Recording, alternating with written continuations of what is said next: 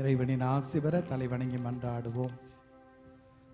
புனித வியாகுல தாயின் தாய்மை வேற்றின் வழியாக மனித இனத்தை கனிவிரக்கத்துடன் மீட்க திருவுளம் கொண்ட இறைவன் தமது ஆசியால் உங்களையும் உங்கள் குடும்பங்களையும் வளப்படுத்த திருவுளம் கொள்வாராக.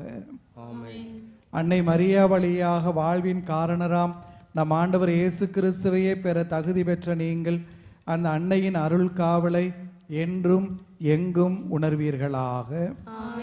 இன்று இறை பற்றுதலோடு ஒன்று கூடி வந்து அத்திருத்தாயின் திருநாளை கொண்டாடுகிற நீங்கள் அருள் வாழ்வின் மகிழ்ச்சி விண்ணக பரிசுகள் ஆகியவற்றின் கொடைகளை உங்களோடு எடுத்துச் செல்வீர்களாக.